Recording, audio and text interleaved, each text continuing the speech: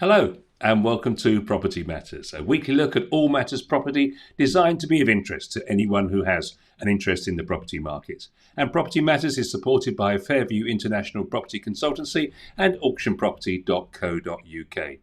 Each week we focus on those stories that are creating a storm in the news, and we'd love you to get involved by adding your thoughts to the comment section below the video wherever you're watching us today. Like and subscribe too so you get notifications of when we go live. Also, you can email us propertymatterstv@gmail.com. You can see the email address on the screen there. And of course, joining us, a windswept but still with us, Joe Joshi. Good morning. See Good what I did morning, there? good morning, everyone. Windswept, another very windy day today. It's quite interesting. I was thinking about this on Friday while I was just, chucking things around, trees falling, etc. And it really reminded me of all the reasons why Property Matters exists, because there was so much damage being caused, fences going everywhere. And I thought, this is...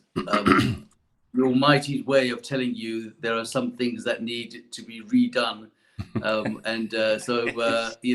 presentation of those homes where rickety fences, just like mine, by the way. So I'm not saying it whatever. Mine went flying across the road as well, and just reminded me that we're never far away from the reality of Property Matters.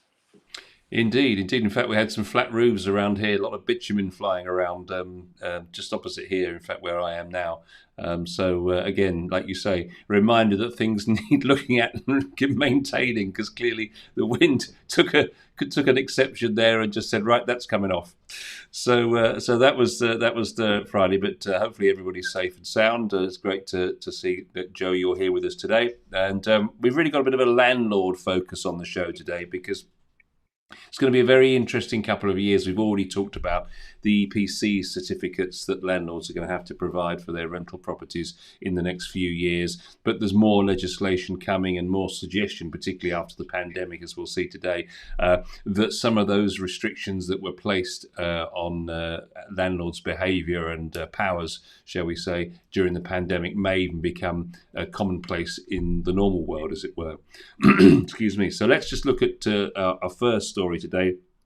The UK requires almost 230,000 new private rented homes a year to meet government housing targets across the UK. This is a new report, Joe, from Capital Economics.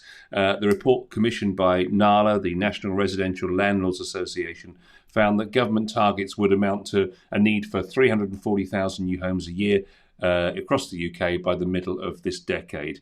And according to Capital, if owner occupation and social housing continues at their 10-year average rate of growth, private rented sector supply would have to increase by 227 per year, that's 1,000 of course, to meet government targets and an anticipated 1.8 million new households over the next 10 years. So what they're saying effectively is that the population is beginning to grow again.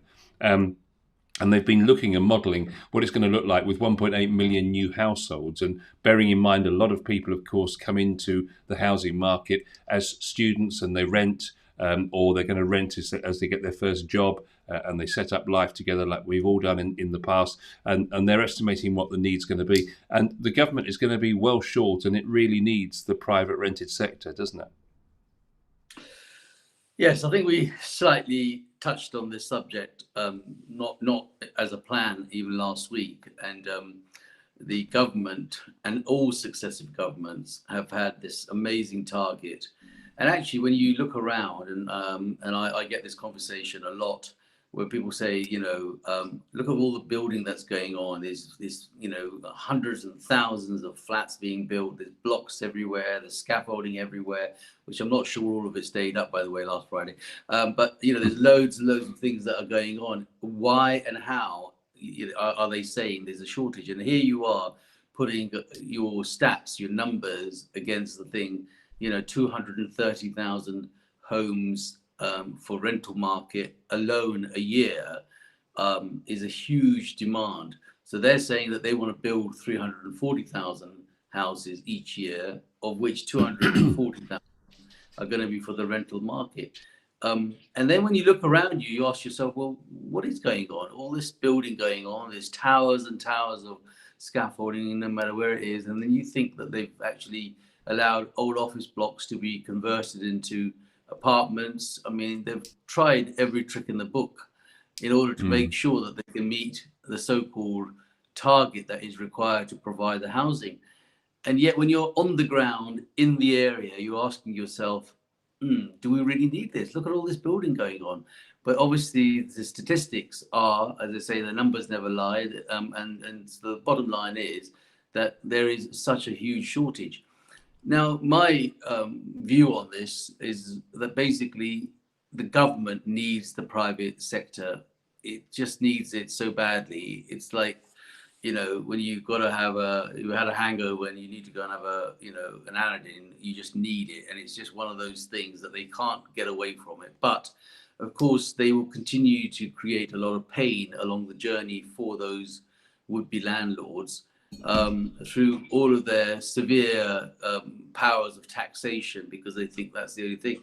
And that's partly, again, I've expressed my views here before and said that if the government actually did something amazing and provided an alternative investment for people, they probably wouldn't have to put all their time and energy into, buying rented properties, even at a certain time in their life, at a latter date when they should be probably on the seas enjoying the cruise. They're actually worried about someone's leaky tap just in case they don't pay the bill the next month. So there's a lot of things that the government any government, I'm not saying it's this government, every successive government have not been able to meet those targets. And every time they set new targets. And the thing that really annoys me, I suppose, and I'm sure it annoys all the landlords, is all the taxation that they continue to bring on to make life difficult and not appealing for people to say, I want to continue to be a landlord. They think, I might as well just get out and let them have the problem. But the problem doesn't go away, because here we are saying that 240,000 homes every year is required to satisfy the letting market, and that's only going to come from the private sector, because the government are not building enough, or they're not dealing with their social housing problem that they have through the means that they have themselves, which they don't have. It's interesting. The situation is even more dire if we go into the detail just a little further. Even if other housing tenures doubled their rate of growth, 105,000 homes for private rental would be needed each year. That's well above the current rate of growth. And basically, the government's own figures show that the supply of private rented housing in England has fallen by almost 260,000 homes over the past 5 years. So the number isn't even growing, it's falling, Joe. And the report points out the fact that renting privately is the first tenure nearly all young people enter when they want to leave home. But the 15 to 24s are growing by 866,000 over the next 10 years, and that's 11%. So the cohort that's coming in is going to make the situation even more exacerbated. And their modelling suggests, this is capital economics, that without changes in the taxation or policies to boost the PRS sector, it will decrease by a further 540,000 properties over the next 10 years. So more legislation is going to mean that the number of landlords is going to reduce, therefore the number of properties available is going to reduce, whilst at the same time the number of people needing properties is going to go up by 11%. So it's just disaster if it carries on like this. So I guess the question has to be, what kind of incentives can the government produce to boost the PRS? Well, I mean, the first and foremost is that they've got to sort of ease on their own taxation policies on the second homes. I mean, recently I've dealt with a client where basically, he said it's just now no longer viable, because originally he used to be able to take his mortgage payments, for argument's sake, his buy-to-let mortgage payments out of the equation before considering the amount of tax he had to pay. But now that is not also allowed to be considered, because, so they're having to add everything into their bottom line sheet. And that then actually produces a bigger tax bill for them. And that then doesn't make it viable or interesting for them to say, okay, well, I'm going to carry on doing this, especially when it comes to multiple landlords. I mean, there are clients out there that have got a huge portfolio of properties, and some of them are, obviously way too old in their system, and they are going to have a separate issue coming up pretty soon, looming upon us, with this target for the EPC minimum rate of C to be achieved by 2028, if I remember correctly, as when they start to sort of penalize people to say that your home cannot be let because it hasn't got minimum target of C rating for EPC. So they are really sort of hammering the landlord at this moment in time, and it's almost easier for the landlord to sort of say, well, actually, you know what, I'm just going to get out of this. I don't need this hassle anymore. And so, the government is actually almost scoring their own goal by putting too many restrictions through taxation on them, and yet they need the private landlord. That he's their best friend because he's the one that's going to buy, invest, and rent out to the people that the council cannot house themselves, and haven't got the position to do so. They need to come to the table and be a little bit sensible in what they can. But I go back to the points that I've always made, that this is the only form of investment, real investment, that people love, feel, can touch. Even if it's lying empty, they think, okay, well, at least it's mine. And then have to rely on a third party to play with their money and say, oh, sorry, I made a wrong decision, and subsequently I've lost the money that you've invested in it, and that's the end of that. So the reason is very, very clear. It's because it's tangible and people can see it. And because it's tangible, it's the only secure form of investment that you can actually, buy and believe and touch. And that's what people are driven towards it time and time again. But then they are being driven away from it through the taxation laws that are coming in time and time again, because the only bit that pays the government is the property and property tax and all the businesses that are related to the property world, which is pretty much everything really. The country relies on the property market a hell of a lot more than you actually think it does. Well, we love people getting in touch, and this is obviously touching some people today. So, Joe and Paul, not only the taxation, but the talk of the left, the Labour Party leader in Bristol City Council, not sure if you saw this, I did see it earlier in the week, wanting to introduce rent controls once again. They didn't work pre-1987. It's a way to reduce the quality and quantity of stock. So, yes, you have the Bristol City Council saying that rents are getting out of hand. But the government can't have it both ways, can they really, Joe? Because at the end of the day, if they want the private rental sector, if they want enterprise, business enterprise to help it out, they have to then, be at the beck and call of the market forces. They can't have it both ways, surely. They can't control everything and yet expect the private sector to stump up. Well, they feel they can. Obviously, that's the problem we have here, and the problem we have as an investor and any landlord has also is like, what else do I do? What else can I do? And so you are sort of stuck with each other in that relationship. But the older investor, the older generation investors are, obviously they've got to make strategic plans towards, whatever the future is going to be with their family, with their children, etc.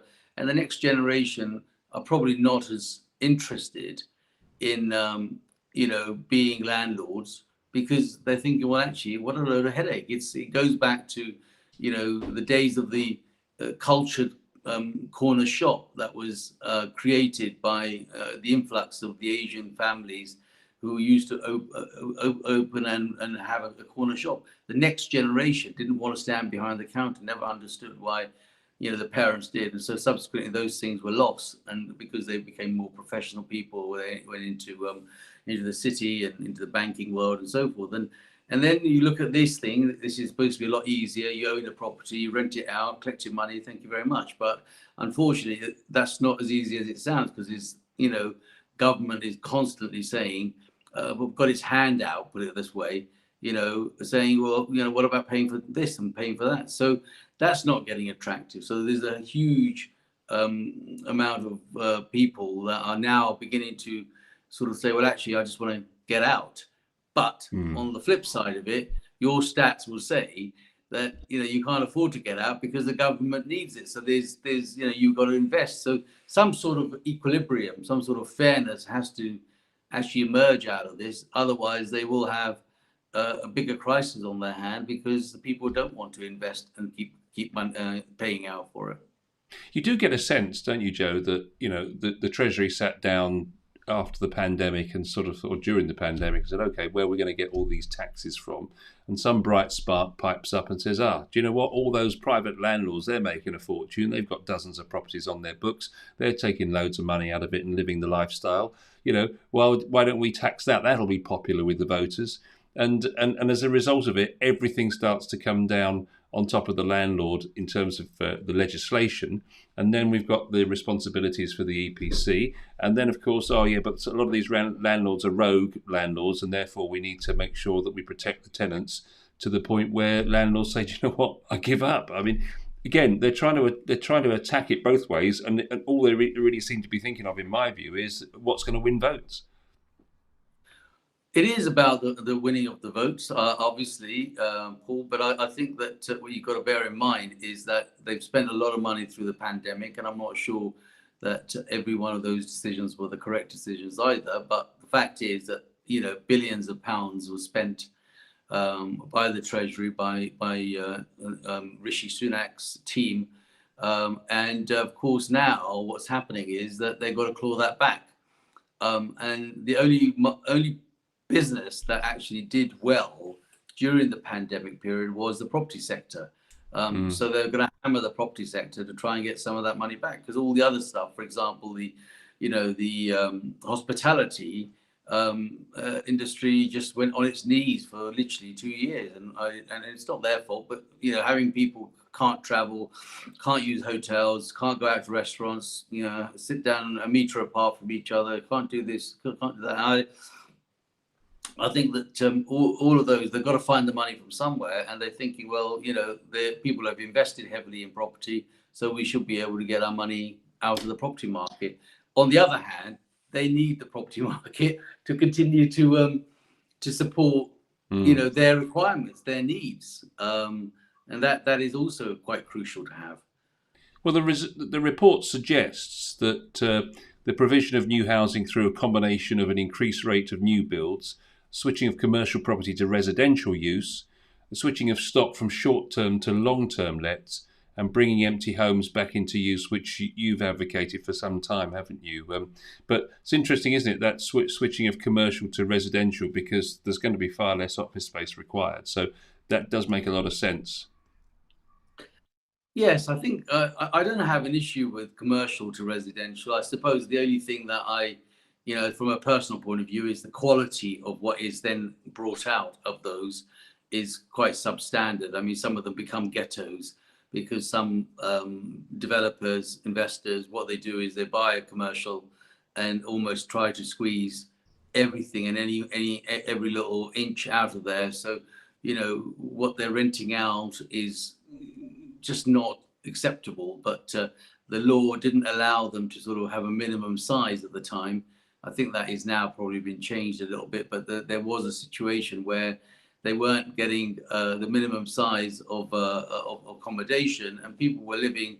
I mean, the average one-bedroom flat size, Paul, is probably about 450 to 500 square feet, and they were bringing these into sort of 300 square feet. So it's almost like taking the living room size out, and you had to have everything living in a short space. So that office to residential part is something that does have its own problems. Having said all of that, there is obviously a huge shortage in conversions that is happening, and there are going to be more office spaces available, because the idea of working from home or working from a remote office or a share of an office has become more and more appealing to people.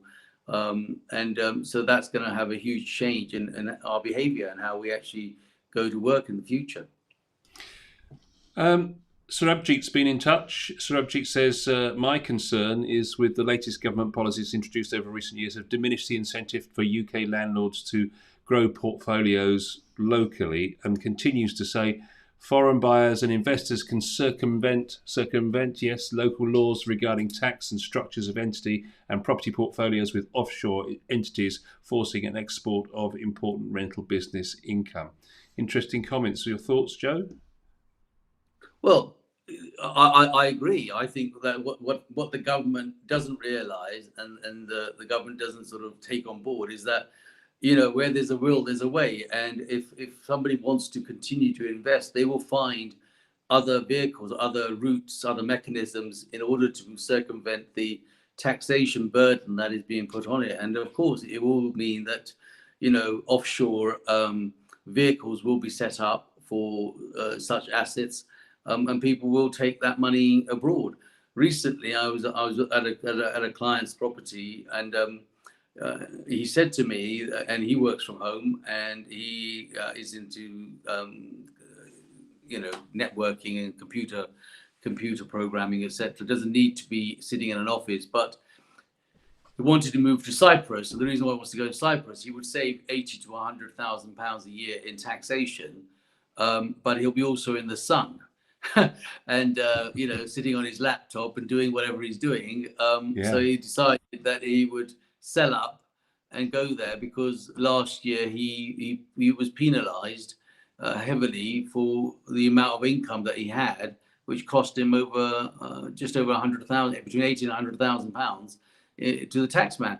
Now they could make that a little bit easier, but of course immediately the appeal of Cyprus, the sun, the sand, the sangria, and of course, sitting there and saving money on the tax becomes appealing. So I agree, people will find alternative methods of making sure that they can save that money that the government is obviously trying to pin them. And to that end, obviously we are, and in our future programs, we've got invites out to people that can show us and guide us through some of the taxation facilities that may or may not be available for our audiences to consider. And of course, we're here to be able to advise and guide and put you in touch with experts that are there. So if anyone of the landlords are listening and thinking, well, that's a good idea, I've never thought about that, by all means, get in touch with us, and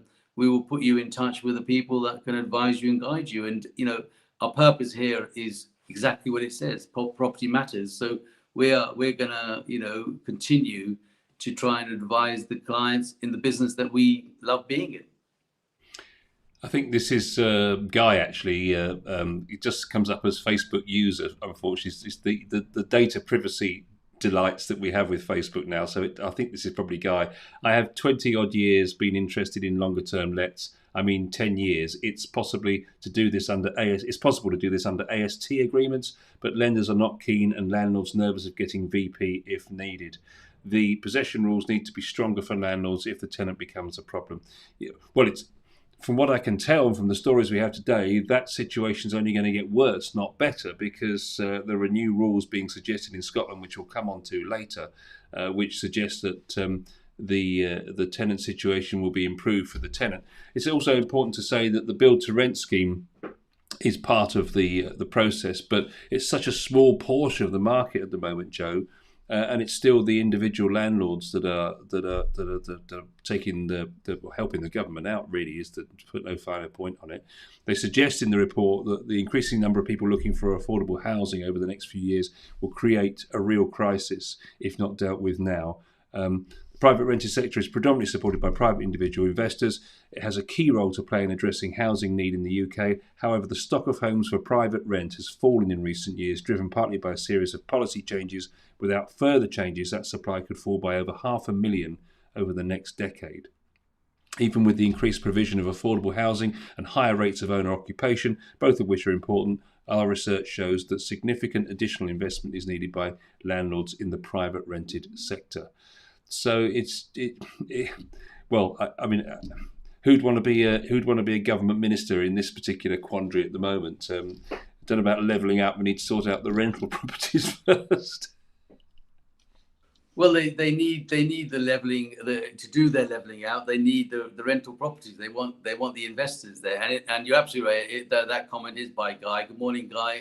Thank you for joining us. We always love your input, and your experience and knowledge in the property market is always very welcome. And I just hope it's not as windy where you are as it is where we are at this moment in time. Yeah, I think the government is just got to think about how they're levelling up here. Gove's levelling up job has got to be to talk to people in the private sector that buys lots of investment properties and get their views. I think that would be quite an interesting thing to do. I'm not sure he actually does. And if they do that, they've probably got their favourite top 10 that come along and just nod their heads and say, yeah, let's do this. But maybe they should actually level up by using people that actually do this for a day job and make a living from it and advise on it and see how they really want to see the government work with them, as opposed to it just being a job for the boys or a role for the boys in the club. Yeah, it makes you wonder to what extent they are actually consulting with the private sector, and one hopes that they are. Certainly haven't seen any evidence of that in what I've been reading. Let's move on to another aspect of the same story, because we really are focusing on landlords and the rented sector today. And this is agents being told to brace themselves for major legislative, I knew I was going to have trouble with this, legislative changes.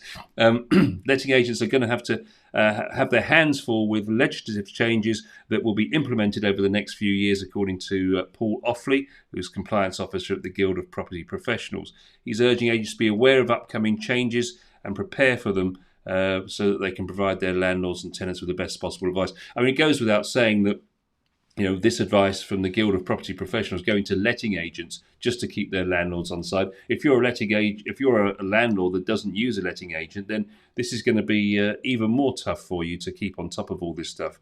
April 22, changes will be implemented for those who need to complete right to rent checks on tenants, with Home Office going digital. The temporary measures which allowed the right to rent checks to be carried out on a video call, which you might recall, and by using photocopies and photos of documents, was going to come to an end. You can still do that at the moment, but it is going to come to an end in April. This is in line with the government's plan to implement a digital system. As part of these changes, landlords and agents in England will no longer be able to check biometric residence cards or permits manually. Applicants will need to prove their right to rent with a share code, which agents can check online. And this will be a drastic change within the letting market. So again, there's those changes. In Wales, they're seeing the tenancy agreements being changed. They're talking about them becoming an occupational contract, and tenants have to become contract holders. Landlords will need to give their tenants 6 months' notice on a no-fault eviction, which cannot be served until the first 6 months of the new tenancy has passed. So if you put somebody in the home and then you want them to leave, it's going to be a year before you can get them out, Joe. Yes, I mean, brace yourself, letting agents. You're absolutely right in bringing this story. A lot of my colleagues, ourselves, and many other people that are in the lettings business of property are really going to be in for a shock for the changes that are coming. It also makes it difficult for potential tenants. Not every tenant that we find, unfortunately, has all their ducks in a row, and are not going to be approved by certain measures that will be in the system. Here is that old adage of Catherine Tate's, the computer says no, that will come into this, because it will just throw them out as a potential tenant based on the information that they have, and that's a prejudice against them, because there might be just genuine circumstances that allows them to not be in a position where computer says yes, and you can't override it by saying that if you can't get this particular code and you don't get this authority, all of a sudden you're not able to rent. So the government again are shooting themselves in the foot. They want private landlords to invest. They want private properties to be able to let, yet they're going to bring in a system that says that the tenants that want to rent these properties are probably not going to pass their system in order to be able to rent them in the first place. So, you know, there will be landlords who will just have to bypass this, but the danger of all of this is the penalty, and that's where letting agents will have to be very careful, because if they are responsible for dealing with the property on behalf of their landlord, they must have their files in order to make sure that they are compliant. And somewhere in its journey, somebody would be made an example of, and all of a sudden, you know, it sort of makes everybody stand up and say, well, actually, this could be me. So the letting agent, their job cut. But that this is also a stark warning to the landlords that are looking to rent by themselves, unless they are almost up to speed as a letting agent themselves. Therefore, maybe the one or two properties that they might be letting out, it might be actually safer to instruct a letting agent and let them deal with all the legislation, because it's just going to be too much for you to sort of take on and comply with for the sake of it. Now, I know why they don't do it. They want to save their 8-10% income, but to be honest with you, they'll pay more than that through all the paperwork that they've got to do and all the compliance that they'll do. So, you know, you just got to make a business decision and say, do I put my time into this and save my 10%, or do I give it to a letting agent who is likely to do this job properly? At least the burden's on them, and I can get on with my life and do other things. You know, it's always been a problem between landlords and letting agents, to be honest with you, and it's, by comparison to the bigger picture, it's a small fee, but obviously every penny saved against the tax man is a penny obviously in the landlord's pocket. And so again, the tax man has to look at it. But I am probably right in thinking that all invoices and all costs that are related to any of this are tax deductible. So actually they shouldn't really feel out of pocket. They should realize that, you know, if they are paying a letting agent to do the job for them, that invoice should be tax deductible from running the cost, from the running cost of managing that property. So again, I'm not the tax advisor, and we will have such people over the next couple of weeks on board with us. And so do have your questions ready, because we want to make sure that the person that arrives is fully welcomed with a huge barrage of questions. And actually, it might give me a Sunday off, Paul, because then you won't have to listen to me babbling on about my views. You might have to put some other poor bugger into the job. There's also changes to the joint contract holders' rights that are being proposed in Wales as well, Joe, as well as the introduction of succession rights for contract holders, meaning the contract can be passed on to a successor, such as the previous occupier's child, whether they can afford to take over the tenancy or not. So basically what they're saying is that there could be rights that tenant has to pass that property on to the child in the family so that they can then live at the house, irrespective of whether they can afford the rent, which does seem extraordinary. Yeah, this particular point would be definitely Guy Charrison's baby, and because he deals with life tenancies and so forth, and I can imagine that this succession situation will create an element of a life tenancy.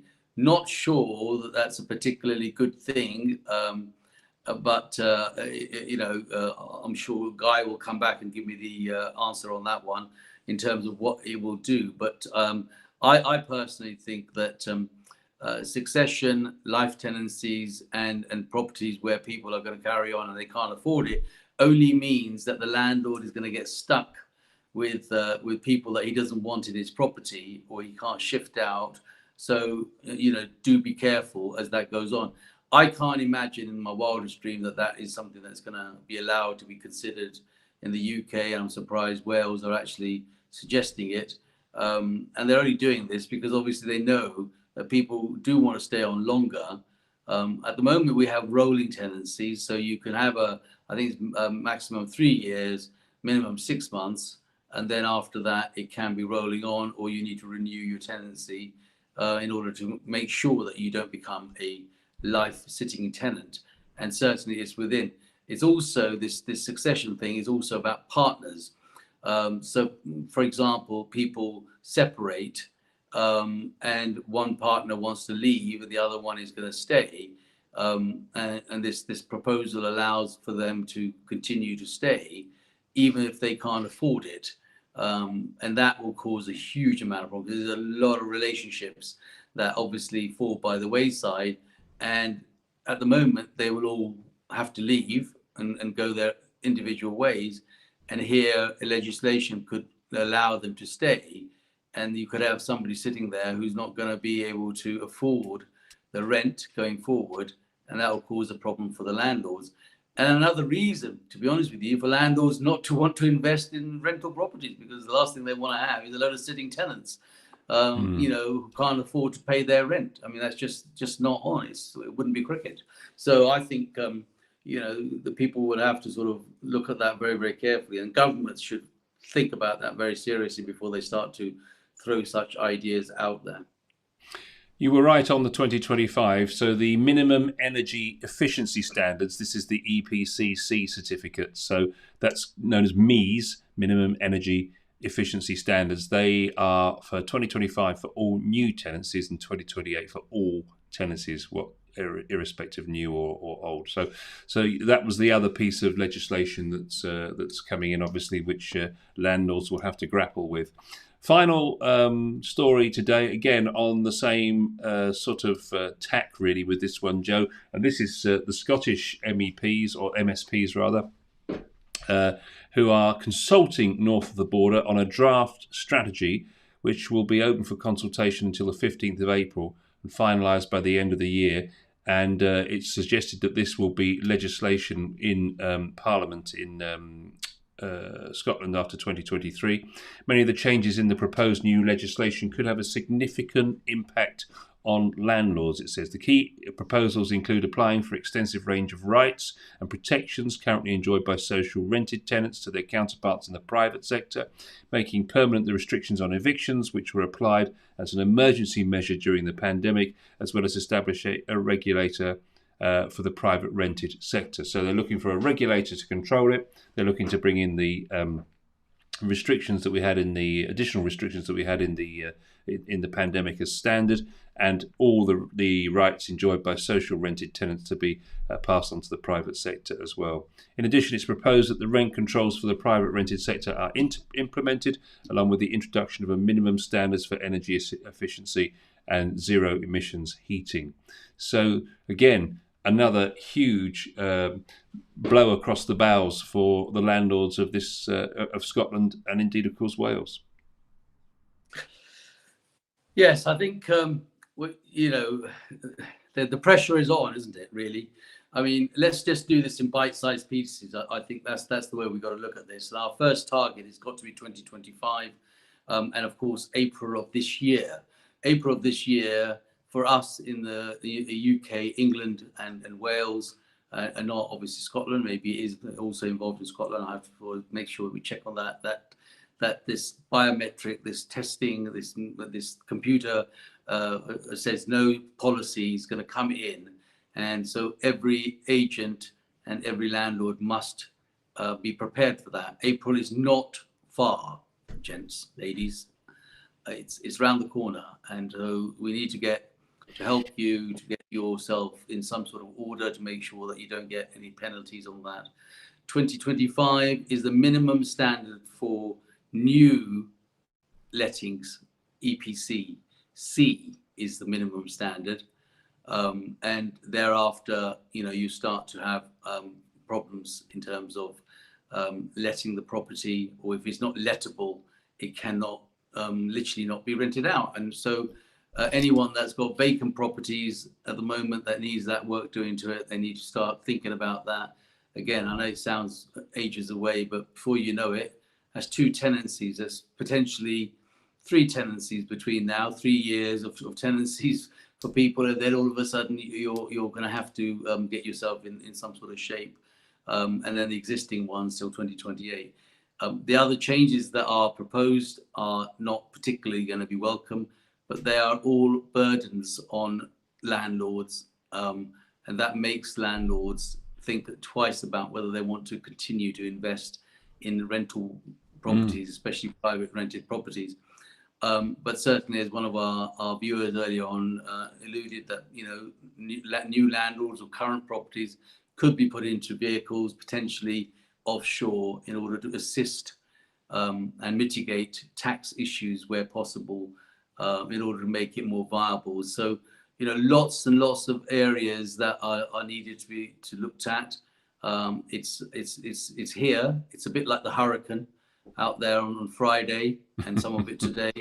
It's going to sweep it through very, very quickly, and there will be damages along the way.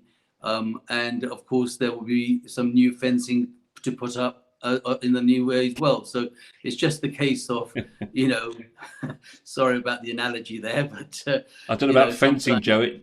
Not fencing. It needs to be barricades by the sound of it. Yeah, well, somebody said to me recently, I'm thinking I won't put the panel fencing up, Mr. Joshi. I might put the metal ones up. I said, well, yes, I suppose you could make it look like a prison with all those metal fences. It's quite interesting how people jump and react to the current situation. And all I'm saying is that whilst there's lots of changes due, they are not favourable changes, but some of those you can mitigate by being ahead of the game. And that's where we, at Property Matters, like to try and bring something to you every week about the property, that are current issues, almost highlighting things that you may already know in your mind. But if you actually join us on the Sunday and get it just kind of ticks your box for the week and say, okay, well, that's something that was brought up this week. I need to maybe look at that and deal with that. So I strongly recommend that you, work with us, and we're here to work with you to try and get you through this situation as time goes on. By the way, just a separate issue, Paul. We are seeking your Google reviews, please, where possible. We've now got I think 2 years worth of Property Matters that we've been doing every Sunday for the last 2 years, hoping that we've done some good things, brought some good subjects, made you feel that we're doing the right thing. And your reviews, of course, in the world of reviews today, are very, very important. And I will be posting out, and of course, Paul will announce where those reviews can be done in the next weeks or so. But your reviews and your views about what we're covering and talking about are most welcome. At the end of the day, it is only with your support that we can achieve the goals that we want to achieve week in, week out. So your support and your moral support, and of course your Google reviews, are most welcome. You don't have to make them about me. You can make them about Paul, but as long as they're Property Matters. And I think, Joe, if people just Google Property Matters TV, it's important that you have the TV. Property Matters TV, the Google page will come up, and the opportunity to review will be on there. So that would be most agreeable if you could do that for us and help us to grow the presence of the programme online. As you well know, in this day and age, that's what it's all about. And I'm just grateful to Guy for clarifying about the life tenancies, etc., as you knew he would.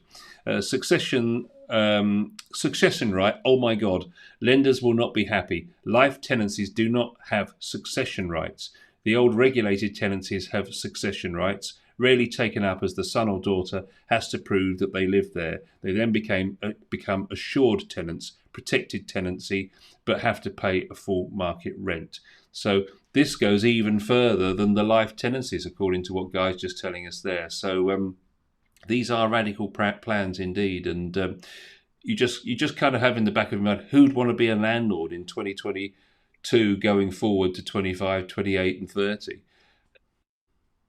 Yeah, and that's why I'm saying that it's important for agents and landlords that tune into us to say that we're holding their hands through this as much as we can, and if they take some of the advice that we're giving, we will be able to help them mitigate some of the issues and still want to be in the business. It's all about preparation, isn't it, at the end of the day. Yeah, it's almost as if the government's each of these regional governments is trying to dissuade the small private landlord, maybe one or two properties. Somebody's got a property as they get older in life and they want to rent it out. They're trying to stop that level of landlord and actually make it about the professional serial property collectors who then rent out the properties. I noted as I was doing the preparation for the show this week, interestingly, in Edinburgh, over 5,000 of the rental properties in Edinburgh are actually owned by just 5 landlords. Yeah, well, that's not a challenge, a difficult challenge in Edinburgh and some of the bigger cities.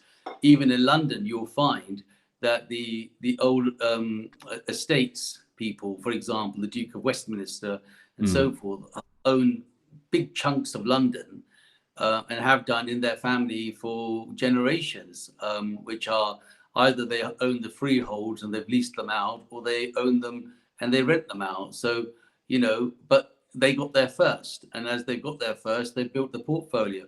What we have to understand is that there is a new generation of landlords who are wishing to be the Duke of Westminster likes and build their portfolio. But the government is not helping them by putting up these hurdles along the way and making life difficult. But they will get through them. Where there's a will, there will be a way. There will be some way of getting through this. And I think collectively, we will be able to sort of work out what that would be.